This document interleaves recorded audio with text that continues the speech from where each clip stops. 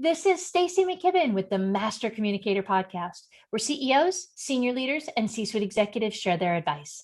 It's 6 questions in 9 minutes because the best leaders know how to share their ideas concisely and quickly. Let's jump right in. Question number 1. In a few sentences, please tell us who you are and what you do. Hi, I'm John Cooper. I do quite a few things, but I'm now in digital marketing, also do professional video production. So, kind of run the gambit. Very cool. So how long have you been doing that? That's a good question. I majored in film production in college. From there, went on to a production company where I had the opportunity to do business development, learned some things I liked about that, and there's things I didn't like about it. But at the end of the day, I kind of learned to, the business side of the video production business. I didn't learn that sales wasn't my thing. So I then, after 2 years there, moved on to my next opportunity, where I started at a digital marketing company, learning kind of the analytics on that side of the business, as well as starting my own thing with video production and providing video production services for small businesses. And that's been going on for the past like 2 months. So that'll catch you up on me. That's awesome. That's super cool. Well, I appreciate kind of the eclectic background that you have. So I know you're going to have a lot of insights to share with folks because you're kind of living it at the moment. So that's really cool. So what have you been learning about yourself during this journey? It sounds like you've been on quite the exploration. I've learned so much about myself. I was just talking with my friends from high school, and we kind of came to the agreement that over the past year, we've grown more as people than at any other time in life. Like the entirety of college, we feel like we've grown more in the past year than we did in those 4 years, just because things have been so intense with the pandemic. Things have been so intense in our own personal lives, kind of transitioning into real adulthood, and I learned very much that I had and continue to have a fear of failure that held me back. That I always wanted to be top of the class, always wanted to be first, and I always wanted to be the best I could possibly be. But in pursuing the best, you tend to settle for good, for the best in the short term, but only good in the long term.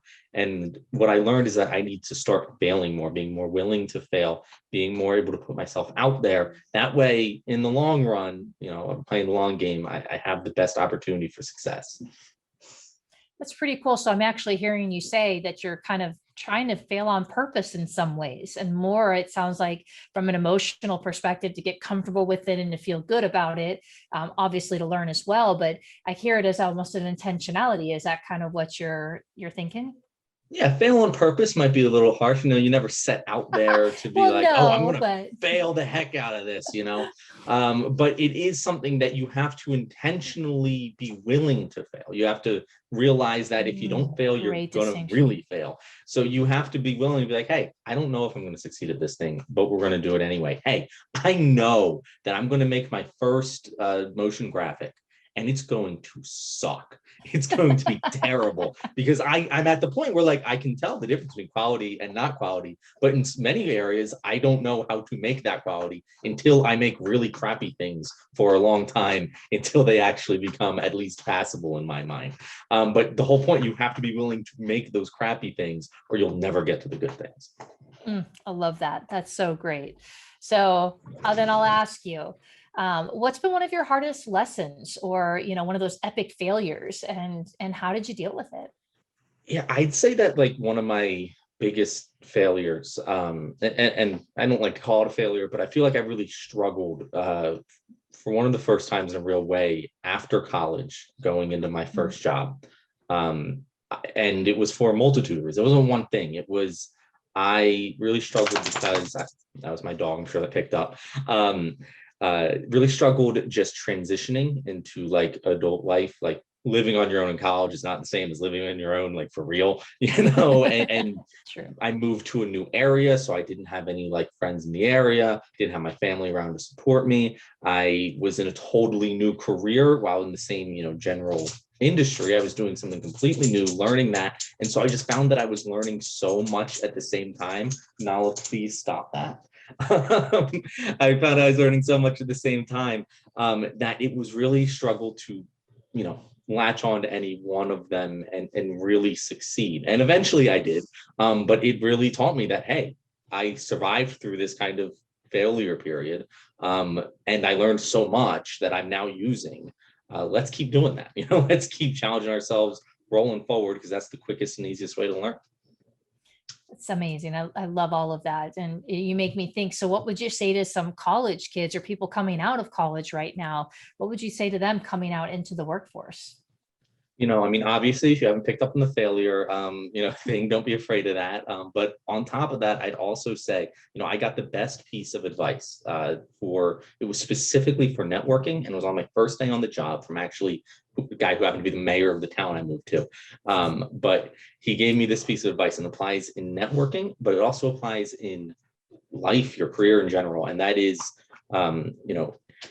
give to others without expectation. If you go in with the mindset of whatever you're doing, that you want to help people and you want to make their life better, make their day better, make them smile, doesn't matter what it is, and you have no genuine expectation of anything in return, people will pick up on that and just want to return it to you, even though it's not transactional, because people don't like transactions. People like people genuinely helping each other. So if you go in everything with the mindset of, I'm going to help this person, you're on a call, I'm going to help this person. You're at a networking event, I'm going to help this person. You're out shopping for groceries, I want to help this person. Doesn't matter. As long as you're trying to help people, not everything's going to be returned. But again, in the long run, that's going to pay so much more dividends than going for the quick, easy thing where you just helped yourself. I literally just read an article this morning on Inc.com about that, saying that the one characteristic that set people apart at work that made the biggest difference was the kind of the giver's gain mindset. And those who did it freely without any expectation of return, fared better, far more than those who did not. And I know that there's people watching this right now who are like, let's see, they did the math after how long I've spent after college. They're like, this kid, he doesn't know what, he hasn't been through it. And I know I haven't. I'm a dumb 24-year-old kid. But I do, these are just what I've learned, and it has been very successful for me up till this point in my relatively short life. And, if I'm talking to people and giving advice, this is what I'm going to say. And that's exactly it, that go-giver mentality. And the great thing about that is that even if you don't want to do something, even if you're not a good network, you don't want to go to networking events, you're not good with math, and you don't want to do this math. If you are just looking for ways that you're going to help people out by doing the thing that you do, we like to help people. It makes us feel good. It gives us endorphins, and when we feel that we've helped someone, that thing we don't like to do becomes a lot more enjoyable, and we're more likely to do it. So you can kind of marry, the don't be afraid of failure and the help people together, and you get this perpetual motion machine of just good things coming from things you didn't necessarily want to do. Well, and I'm really hearing you talk about more of a long-term picture, right? Treating people the way you want to treat them, as though you were going to be friends for 25 years. And, so I'm hearing you really talk about this more as an investment rather than an expenditure, like spending time. I'm curious, is that kind of how you're perceiving it? Yeah, I mean, that's really how I am perceiving it. You're investing the time, because what you have when you're young, and this is obviously, I'm talking to the college students again, or coming out of college, you have time. You don't have kids, you don't have a mortgage, or most likely you don't have kids, you don't have a mortgage, you don't have as many responsibilities now as you will later in life. What you have is time. You don't have the money, probably, you don't have the experience, you don't have the knowledge, you don't maybe even have the skills, but you do have the time to put in, and investing that time as wisely as possible is what's going to get you ahead in the long run. And when I used to hear that when I was back in college, I'd be like, the long run, I don't got time for that. what we're talking, like things that are going to pay off 10, 20 years from now. But that's not really the case. Like, things will pay off long run. We can be talking a couple months from now, a year or two from now. Like, I'm only like 2 years out of college at this point. Things have paid off significantly. I was able to get this next job by doing these things that I'm saying, these networking, these helping people. That's how I got this job, just by helping other people, and they helped me. And that was only 2 years of, the long-term thinking, and that will just continue to pay off more and more and more as that time continues to go on. I'm assuming you're going to keep it up then for the foreseeable future. I sure hope so. maybe I'm totally wrong and this is all going to crash. But then I'll learn from that too, right? You're on to something there for sure. So who else like yourself? What other successful business people like yourself should be on the show? Who should be paying attention to out there? Yeah, so I mean, there's the guy that I got that advice from, Kirk Fulcher. He's a financial guy. He does investments and all the stuff that I don't do. But that piece of advice was awesome, and I still talk about it every day. Another great person I know is Ashley Owens at Ashley Connects, also working with Hio now. She's awesome.